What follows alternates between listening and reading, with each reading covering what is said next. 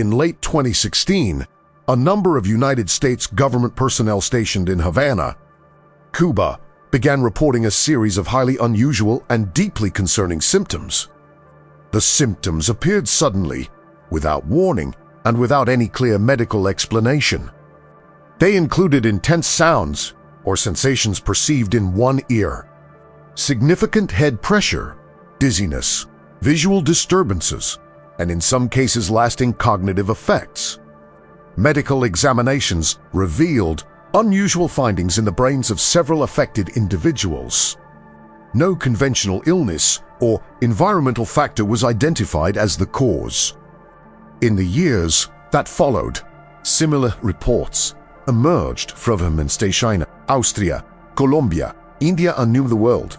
More than 200 individuals have reported experiencing these symptoms. Official investigations were conducted by the CIA, the FBI, and the United States Congress. As of the time of this documentary, no confirmed explanation has been publicly established.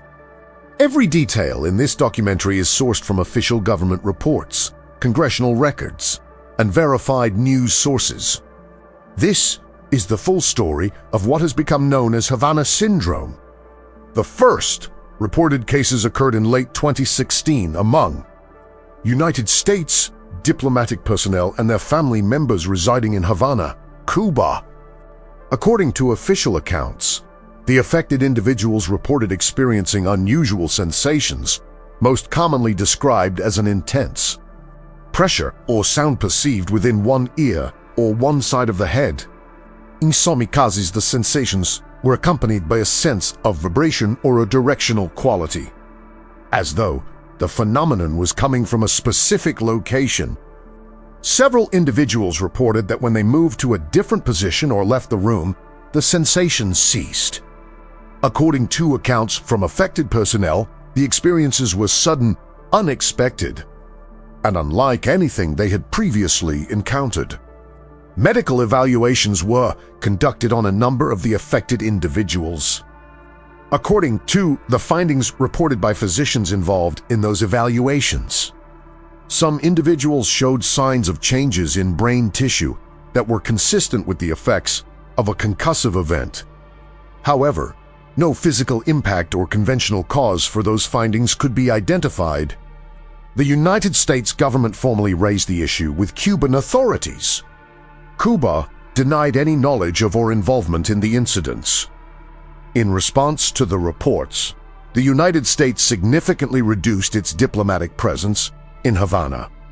The American embassy in Cuba was effectively reduced to a skeleton staff.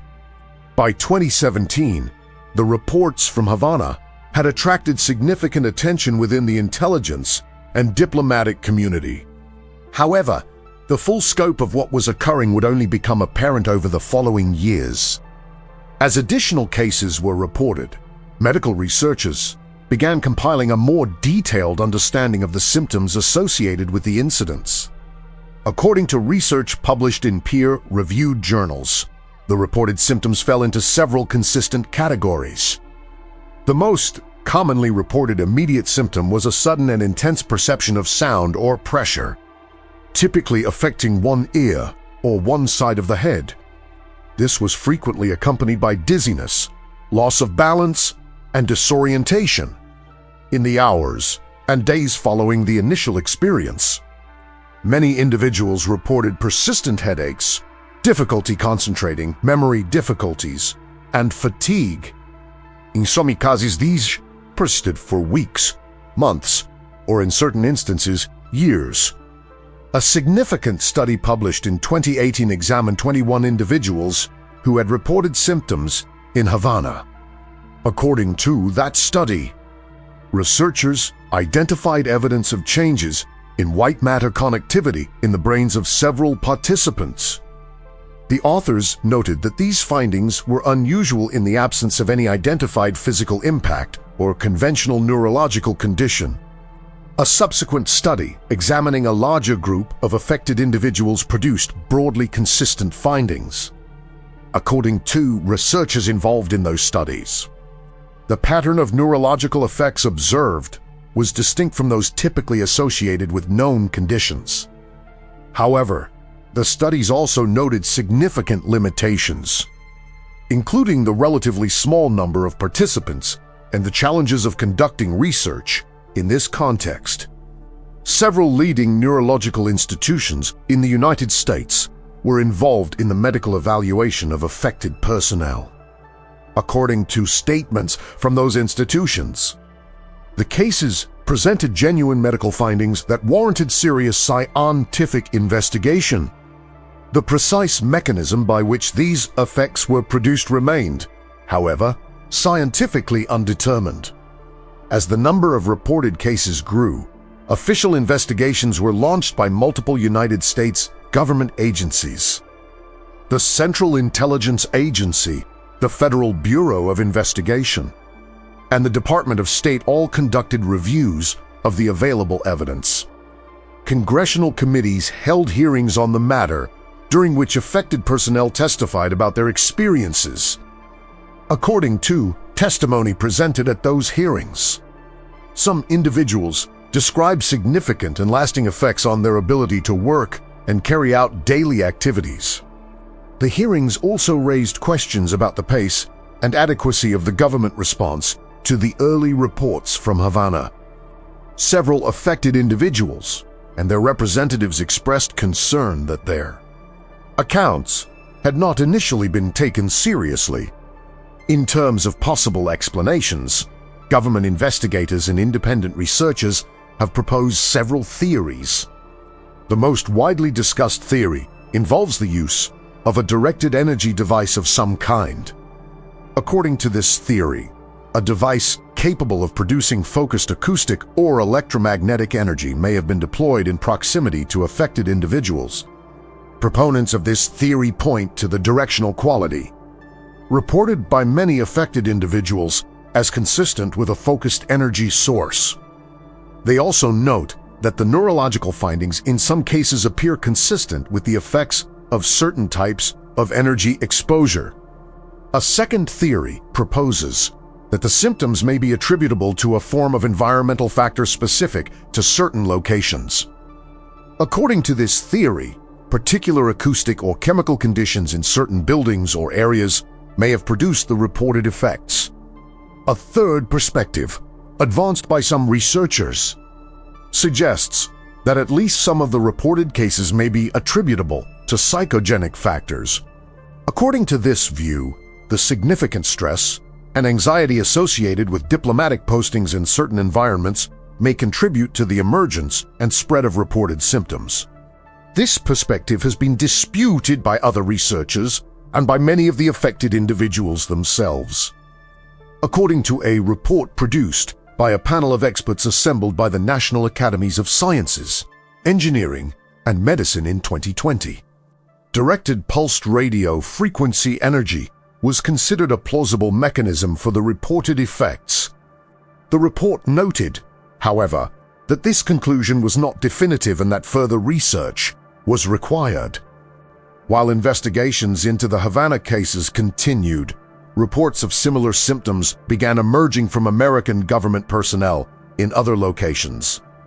In 2018, personnel at the United States Consulate in Guangzhou, China, reported experiences broadly consistent with those described by individuals in Havana.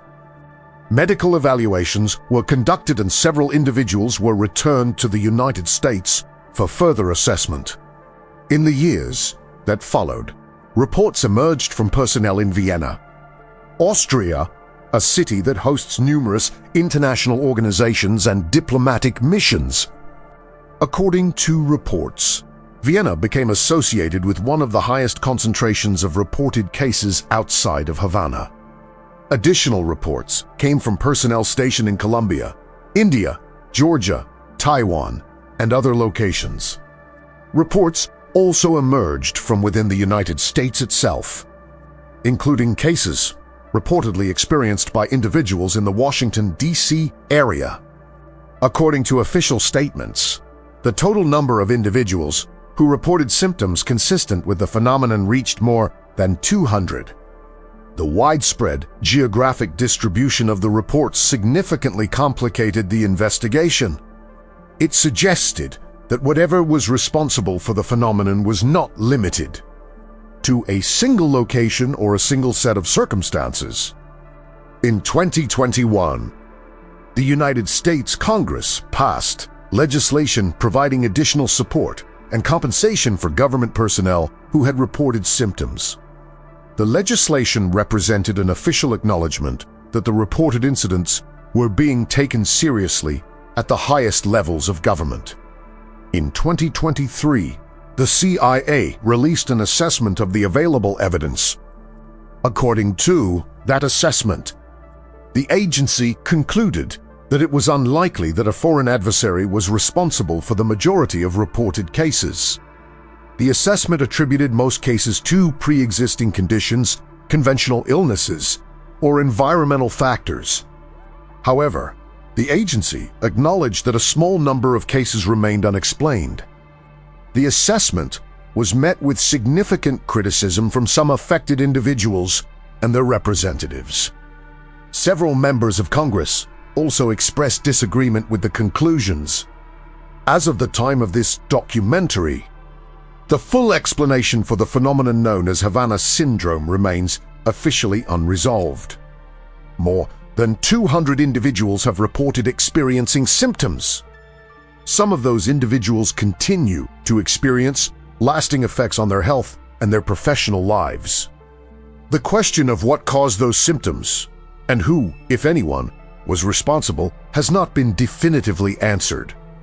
The case raises significant questions about the safety of diplomatic personnel operating in complex international environments. It also raises questions about the pace and transparency of official investigations into matters affecting government employees.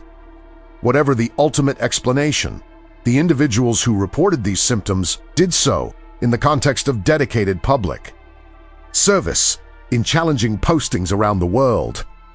Their accounts deserve to be taken seriously, and their experiences deserve a clear and honest explanation.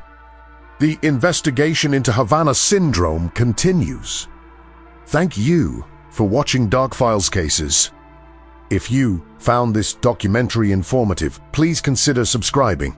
New cases are uploaded every week.